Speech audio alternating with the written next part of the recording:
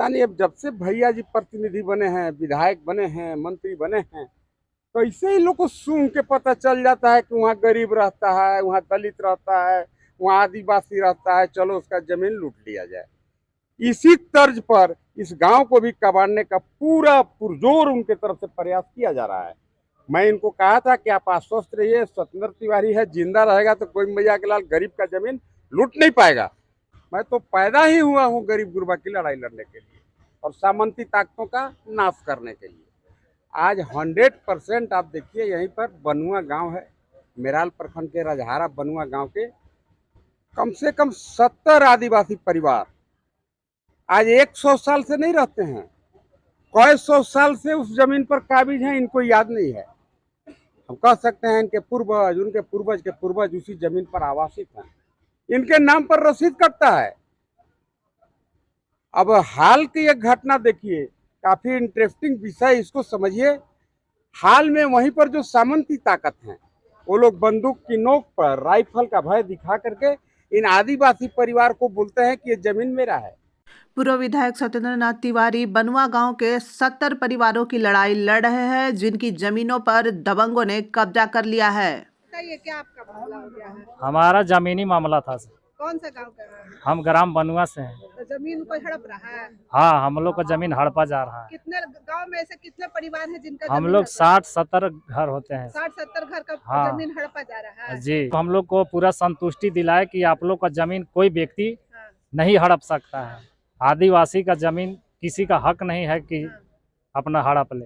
अच्छा, हम लोग मंत्री मिथिलेश जी के पास गए थे? नहीं, मिथिलेश जी के पास हम लोग नहीं गए हैं। उनको कचकार्ता से हम लोग मिले थे। दो तीन बार हम लोग कहे कि अपना भाई वर्तमान में आप लोग को है, आप लोग बात रखिए, इस चीज गरीबों को समझिए, इसको निदान कर दीजिए। उन लोग कभी भी हम लोग को पास नहीं आकर के हम लोग को हाल चाल भी जानने का काम नहीं किए। हाल चाल भी नहीं जाने। सत्येंद्र तिवारी जी को आज लेकर आए हैं आप? हाँ, इनको से हम लोग भरपूर सहयोग ले रहे हैं। जब जब हम लोग को पीड़ा हुआ है, जब जब हम लोग गुहार लगाए हैं, तब तब जाकर के हम लोग को दुखों में शामिल हुए हैं। दुख में शामिल हुए? हाँ, दुख में शामिल हुए हैं। आशा नहीं, पूरे विश्वास के साथ हम लोग ये इनको पर भरोसा जताए कि हम लोग को कुछ यही हम लोग को हक हिस्सा बचा सकते हैं, और नहीं तो हम लोग को कहीं और भरोसा नहीं मिला। जितने महिलाएं आई हैं, पुरुष आए, सबका जमीन छीना जा रहा है। सबको छीना जा रहा है। आपका भी जमीन छीना जा रहा है? हाँ, आपका भी? जी। कौन गांव से है? बनुआ से। बनुआ से है? जी। कितना जमीन है लगभग? जमीन तो अभी तौल नहीं किए हैं, नहीं पता है, लेकिन आपका जमीन हड़पा हाँ, जा रहा है। आप कौन हड़प रहा है, कुछ पता है आपको? नहीं जानकारी है? नहीं जानकारी है, बाबू साहब है। बाबू साहब जी। दीदी, क्या दिक्कत? हमारे यही दिक्कत है दीदी कि जो जोत कोड़ हम करना है, किसी कोई और माल बनवा लिया है। माल कौन बनवा लिया? मतलब हमारे कोई आदमी ने, हाँ गोतिए, वही बनवा लिया। हम खाली जोत कोड़ कर रहे हैं। हम लोग को डरा धमका के? नहीं, वो पहले ही बनवा लिया। हम लोग ससुर सास कुछ नहीं जानने पाए। हम लोग हाँ, लगभग कितना लोग पीड़ित है? हम लोग का जमीन ऐसे छीना जा रहा है? इससे हम लोग देखिए 5-6 गो गोतियाँ हैं, ठीक ना। हाँ, हम अपना पर्सनल बात बता रहे हैं। कौन गांव के हैं आप? बनुए का है। तो सत्येंद्र जी से आप लोग अपना बात कहे? नहीं, हम अभी प्रथम बार कहिए रहे हैं। हाँ, तो आपका मदद कर रहे हैं? अब तो हम मदद करबे करेंगे। हाँ, तो भरोसा नहीं है। इन आदिवासी परिवार को भय दिखा करके, इनका जमीन लूट करके और इनको कबाड़ने की दिशा में उनका प्रयास है।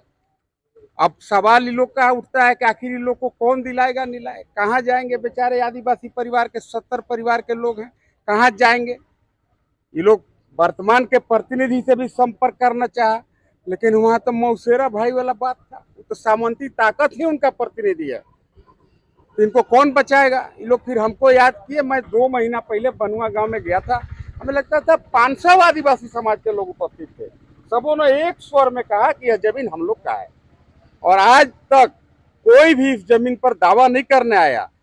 लेकिन डीसी साहब ने इनके कागज को, इनके आवेदन को काफी बारीकी से देखा और उन्होंने इन्हें आश्वस्त किया है कि आप आश्वस्त रहिए, आप आपका घर जमीन मकान पर काबिज रहिए, कोई माई का लाल आपका जमीन कबाड़ नहीं पाएगा, आपका जमीन लूट नहीं पाएगा।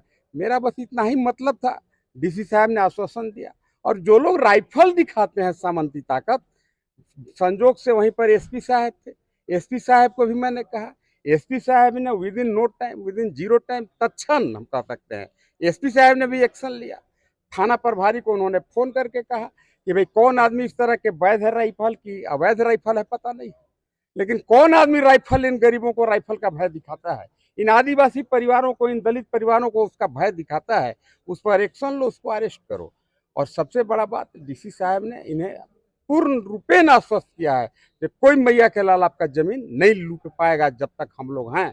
देखिए, डीसी साहब, एसपी साहब अनडाउटली काफी संवेदनशील पदाधिकारी हैं, लेकिन क्या करिएगा, सरकार का जैसा नीति है उसी के अनुसार पदाधिकारी को काम करना है। जो रक्षक है वही भक्षक बना हुआ है।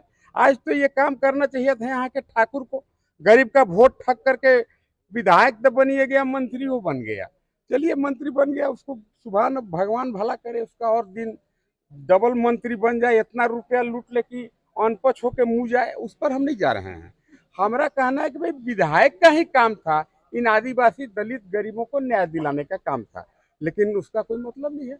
अभी कुछ दिन पहले आप नहीं देखा होगा, ये बाहर से नचनिया मंगा कर ये जोरदार नाच कराया 3 दिन, अब गाँव गाँव दारू बंटवा दिया, कहा कि अब दारू का दिक्कत नहीं है क्योंकि हम खुद दारुओं के मंत्री हो गए। पहले पानी के मंत्री थे, अब दारू के मंत्री हो गए।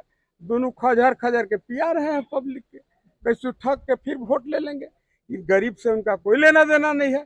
अभी आप ही देखे होंगे 22 दिन तक एक आदमी यहीं पर बेचारा अनशन पर बैठा हुआ था, वो न्याय का गुहार लगा रहा था। अभी अनशन हमारा संवैधानिक अधिकार है। जब सभी रास्ते बंद हो जाएंगे, सभी न्याय का दरवाजा जब बंद हो जाएगा, तो एक आदमी का लास्ट हथियार होता है अनशन। आज महात्मा गांधी का ऊपर से आत्मा कचोटता होगा। आज उस अनशन का भी मजाक वर्तमान के जनप्रतिनिधि ने, हम कह सकते हैं कि उसका भी मजाक उड़ाने का काम किया। 22 दिन एक आदमी अनशन पर रह गया, मंत्री जी को उससे जाके मिलने का फुर्सत तक नहीं हुआ। कल मैं जाकर के उनका अनशन तोड़वाया। अरे भैंस के आगे बिन बगैबा, भैंस जो है तो बैठ के पगुरा रहा है, के अनशन कर रहा है, कौन मुँह रहा है, उनको पता है। बस उसको इतने मतलब है कि आज बालू का ट्रक चोरी हुआ, का ट्रैक्टर बालू चोरी हो गया, टेंडर में कितना रुपया आया, उनका मुख्य पेशा यही है। मैं आप लोगों के माध्यम से इन आदिवासी भाई बहनों को मैं आश्वस्त करता हूँ, कोई मैया का लाल इनका जमीन नहीं लूट पाएगा। इतना ही। जयश्री पैलेस, हमारे यहाँ शादी विवाह, party, ring ceremony, birthday party, meeting hall और ठहरने का उत्तम प्रबंध है।